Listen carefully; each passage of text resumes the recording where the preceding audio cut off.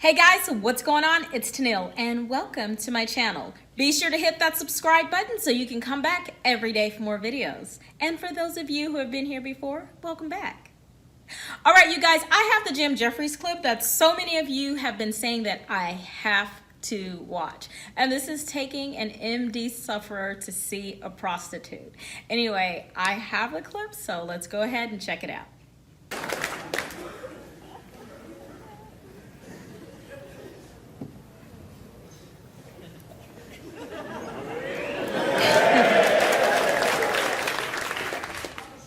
How many more do you reckon there's behind there? There's a dwarf behind there mixing me a cocktail.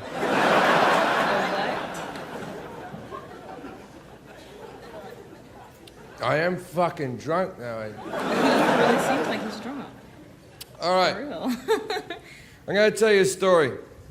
This story is very long. The first 3 minutes of this story are very depressing. Oh. Just hitching up my pants. First 3 minutes of this story are very depressing, but there is a moment where this story takes flight. And you have to hang in there with me until this moment and trust me that the story is going to get good. Okay. I grew up at number 3 Turramurra Street. At number 5 was my two best childhood friends, Andrew and Daniel Connor. Daniel was born with a disease called muscular dystrophy. If you don't know what muscular dystrophy is, it's a horrible disease that wastes away at your muscles. It's the same as Lou Gehrig's disease or motor neurone disease, except you're born with it. You get diagnosed when you're about 6 years old, when you're not walking right, and they put you on crutches. By the time you're 10, you're in a wheelchair. By the time you're 20, you're in a completely vegetated state. Most people die before their 25th birthday. Oh my God. Dan's lived to be 33 years old, still alive and kicking. Let me rephrase that. Still alive. He's actually died 7 times in his life and been resuscitated 7. And I once asked him, I said, Dan, what happens after you die? And he said, nothing.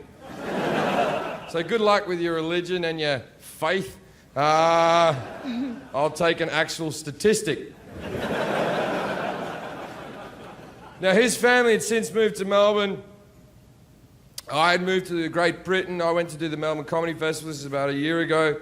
I hadn't seen him in all that time. His brother Andrew came to see my show, and then Andrew took me to see Dan. And I went in to see him, and I'd never seen anyone live this long with this disease, and he's laying on a bed. His eyelids are a muscle that he can't keep open anymore, and he's just squinting through these little things. And he has a breathing mask on him to keep his lungs working because the lungs are a muscle that he can't keep pumping. He has a heart monitoring machine in case he flatlines in the middle of the night and someone has to resuscitate him. And as soon as I walked in and saw this guy that I used to run around with as a child, I burst into tears. There's nothing worse you can give anyone in this world than pity, you know? I went in the corridor, I felt like a right prick, and I was fucking wiping my eyes off. And I went back in, and I sat with Dan. His brother Andrew went off to work, and me and Dan chatted for a while. 20 minutes into the conversation, Dan says to me, Jim, I'm 32 years old. I've never been with a woman. Will you take me to a prostitute? And that's where the story picks up, ladies and gentlemen. Because I went, fuck yeah! And he went, but don't tell my brother, he wouldn't understand. I said, that's where you're wrong. I've known your brother my entire life. Trust me, he will understand. And against Dan's will, when Andrew came home from work, I pulled Andrew aside and said, Andrew, look, here's the deal. Dan's asked me to take him to a prostitute. I'm going to do it whether you like it or not, but I think as his brother, you should come along and help out. And Andrew went, we're not doing it. And I went, why? And he went, it'll kill him. And I went,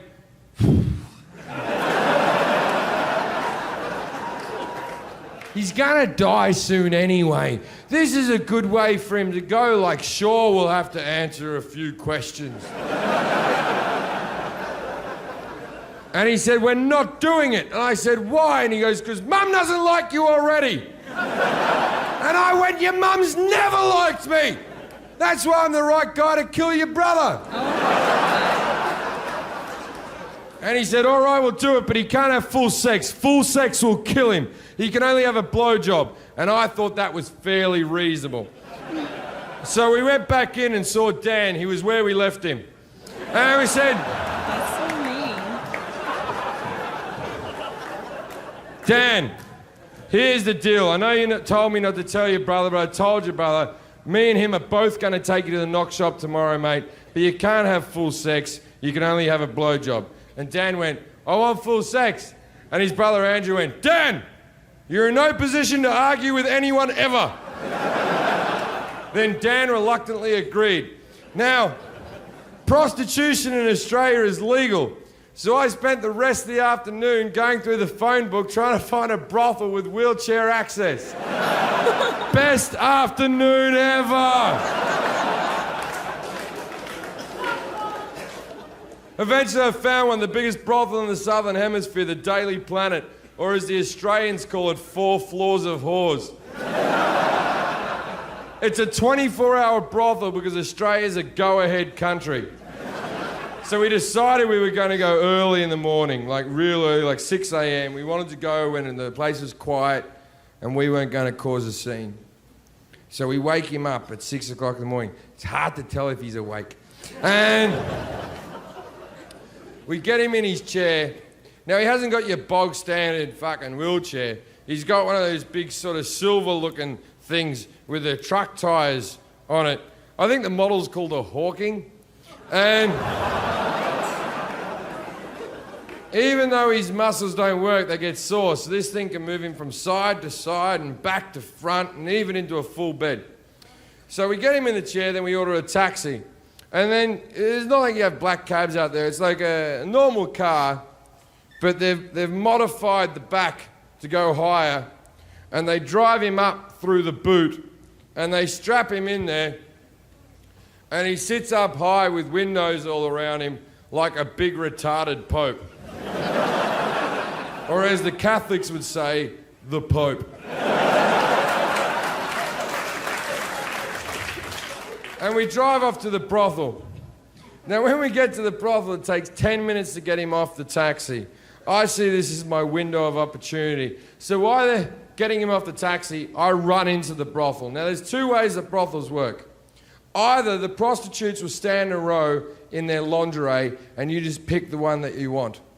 Or they'll stand around in a bar in evening gowns and high heels and you walk up to the one that you like the look of, chat to her for a bit, act like you've got some type of connection with an Eastern European woman, then take her upstairs and fuck her if you need your life to be this delusional. This is one of these situations. So while they're getting Dan out of the cab, I run into the brothel and go, everyone, quickly, gather round. I haven't got much time. And these 14 bemused hookers shuffle over and I went, look, here's the deal. I have a severely disabled friend with me. If you're not up for it, speak now or forever hold your peace. And one of them went, how bad is he? And I went,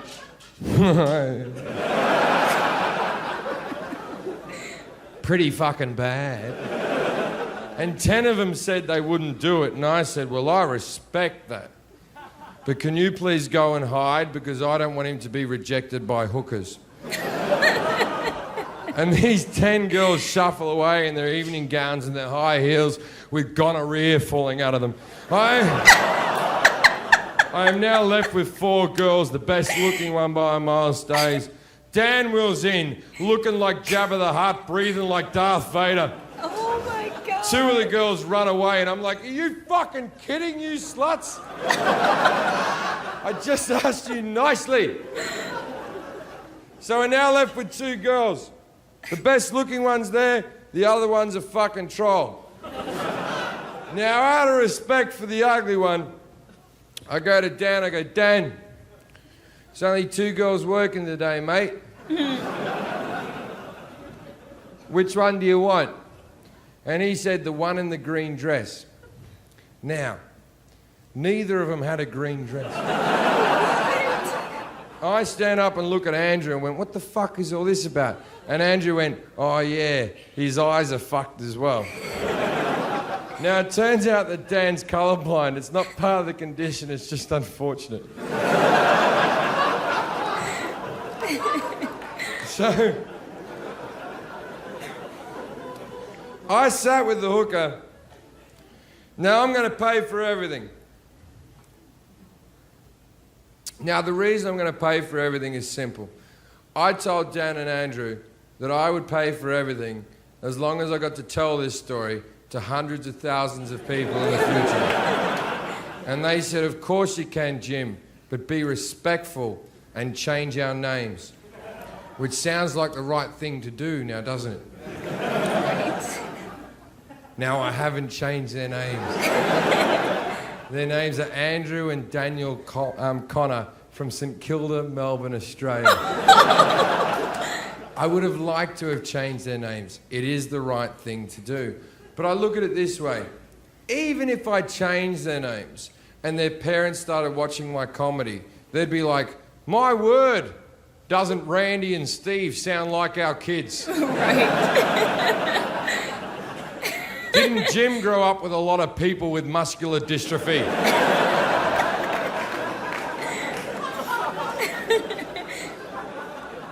So I sat there with a hooker and I said, how much for the half hour? And she said, $180. And I said, I'll give you $250 because I realise this is a specialty thing you're doing. And she goes, I got one question for you. And I said, shoot. And she went, is he mentally retarded? And I went,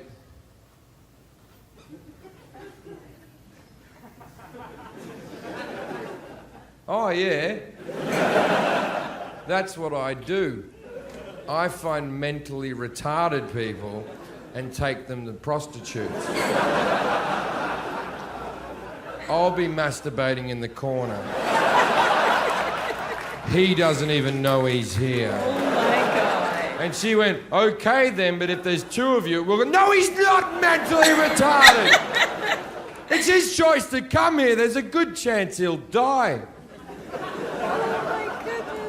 And she went, what am I meant to do with him? And I went, I don't know. I've never been a hooker. But I'm thinking, give him a bit of a show, dance around a bit, rub your tits in his face, then suck him off. But don't sit on him or fuck him. It'll kill him.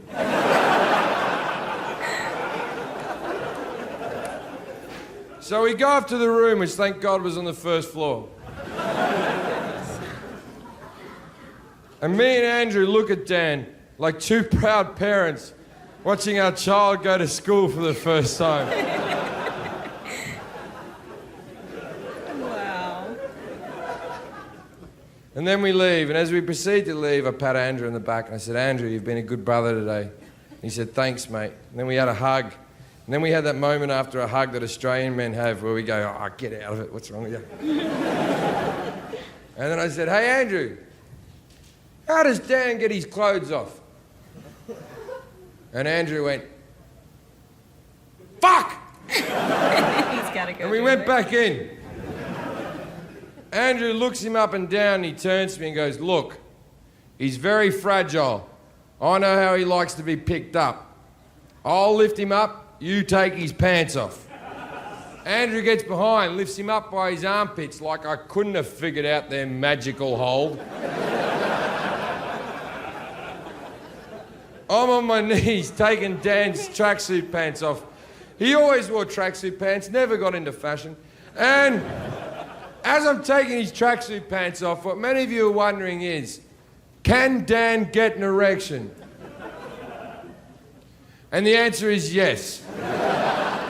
Even though none of the muscles in his body work, the cock is not a muscle, the cock is a bit of skin that fills with blood. If he gets aroused up here, blood will rush to there. Now, what nobody knew about this 32-year-old virgin is that Dan's packing heat. I'm talking 9.5 inches of disabled misery. Oh my God. This cock's so fucking big, I think that's why the rest of his muscles didn't work. I take the pants off, this thing springs up and hits me in the mouth.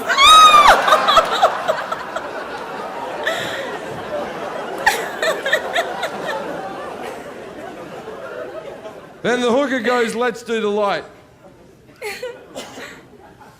Let's explain the light. When they legalised prostitution in Australia, they didn't legalise it in all forms.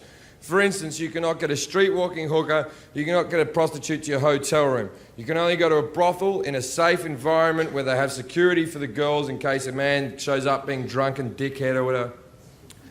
And also it's safer for the people who go to brothels because the girls get tested for STDs every month.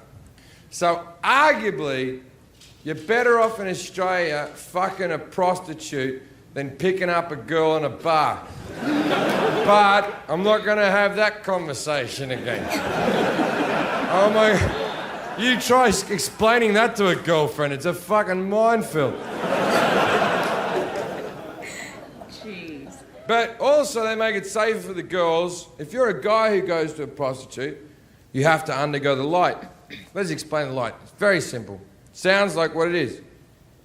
You put your cock under a very bright light and they look around the shaft to see if there's anything untoward.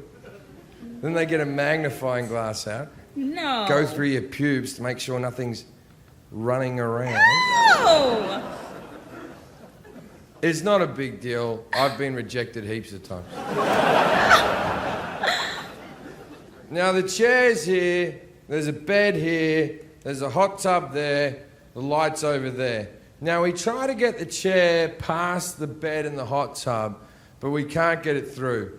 So me and Andrew walk over the hooker and we're whispering because we don't want Dan to hear, and we're like, we can't do the light thing. Mm-hmm.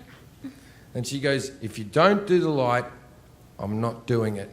And me and Andrew went, come on. He's a virgin, what's the worst that can happen? And she whispered, actually, I'm more concerned about its cleanliness. And then his brother Andrew said loudly and proudly, I washed it before we came out. Now you may think you're a good brother, good sister, good mother, good daughter, whatever the fuck you think you are in this world. But you're nothing until you've washed your disabled brother's cock to take him to a prostitute. Oh my God. That is love, ladies and gentlemen. Tangible fucking love. So we looked at Dan. Everyone agreed it was time to go. We looked at Dan. And me and Andrew looked at him and went,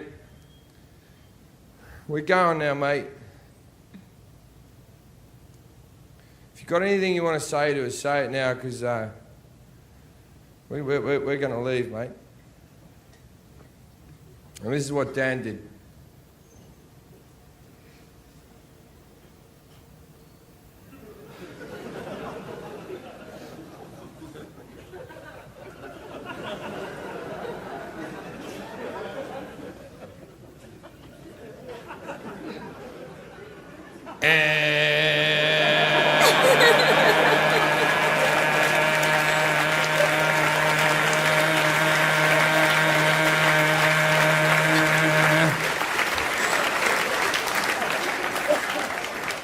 Leave! So, me and Andrew went back down to the bar and we hanged out with the hookers. There's like 10 of them sort of mulling around. Yeah. We're standing there. We don't know what Dan's up to, but we're standing around the bar with all the hookers. And then 5 guys from London walk into the bar who are obviously out of their fucking skulls on coke. Now, if you've never taken a lot of coke, then if anyone's got any... Now, if you've never taken coke, you don't... When like 5 or 6 guys get together and take coke on like a Tuesday, there comes a point at about 6 in the morning where we go, well, you better call up some chicks, maybe... And you call up ex-girlfriends, like, bring some friends. And it's like, I don't know what you're expecting. So... Basically, I think it was a Wednesday we did this, and I think these guys have been on coke all night, and they've obviously gone, oh, okay, let's go down to the brothel. We'll go down to the brothel. It'll be fun. We'll go down to the brothel. And I'm standing at the bar chatting with all the hookers, and these 5 guys from London walk in, and one of them recognises me and goes, Jim fucking Jefferies. Jim fucking Jefferies. I know you, mate. I know you, the comedian, the Spaz Approved guy, the comedian. And I went, hey, how you doing, man? He goes, hey, Jim. You want a line of Coke? And I went, yes. And I went up to the toilet and did a line of Coke. And I come back out, and obviously I've left Andrew alone for too long. And he was sort of panicking all by himself. And I sort of walk in like, what's wrong?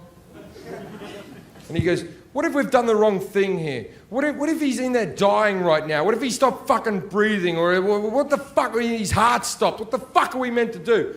I said, not a problem. I'll resuscitate him. And he said, do you know how to do that? I said, no, I don't, but how hard can it be? Push, push, blow, blow. Push, push, blow, blow. I haven't embellished that in the slightest. That's the exact thing I said to him. Push, push, blow, blow. Then the prostitute walks back in the room, who was with Dan. So I'm staying with the 5 coke fiends, 10 prostitutes. She walks in the room. It's like that moment in a movie where the needle on the record just sort of goes, eh? Mm-hmm. And everything stopped. And she walked in and she said, well, it's over. And me and Andrew in unison went, is he dead?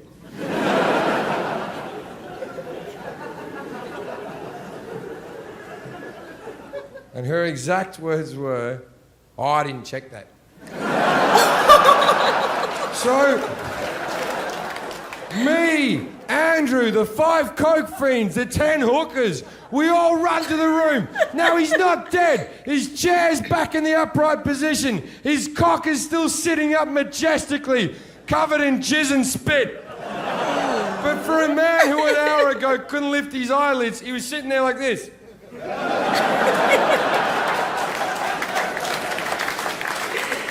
Now you might be wondering why his eyelids were up like that. Let me explain something. It wasn't through happiness. Tell you something about myself. I'm 33 years old. I've been masturbating since I was 10 years old. And in that time, I have not missed a day. Every single day I masturbate. Haven't missed a fucking day. Every day I'm in a hotel room with a laptop way high up on my chest here. So I don't have to look at the filth I'm doing to myself. So I'm watching porn here. And 9 times out of 10 I hit the Apple sign. Right?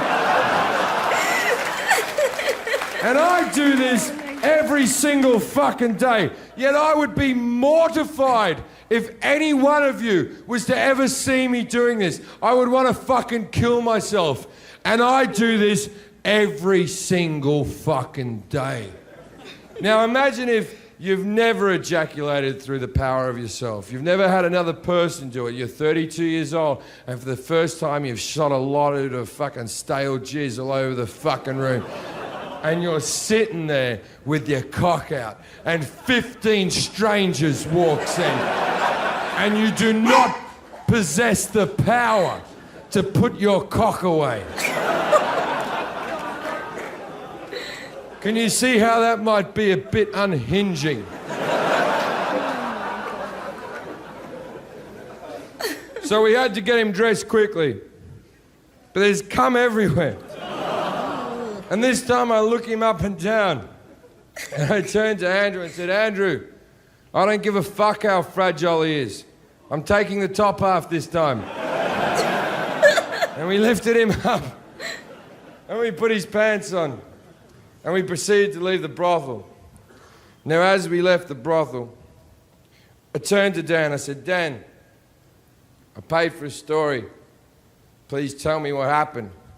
And he said, well, she danced around a bit, rubbed her tits in my face, and sucked me off. Which is what I asked her to do. It's so nice to be a disabled sex puppeteer. But even nicer than that, I used to have a preconceived notion on what I thought about people such as prostitutes, man, but I was wrong.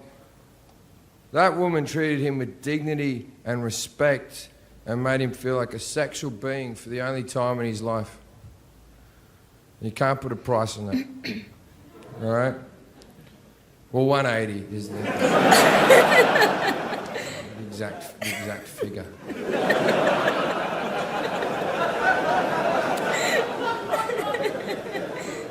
Oh, God.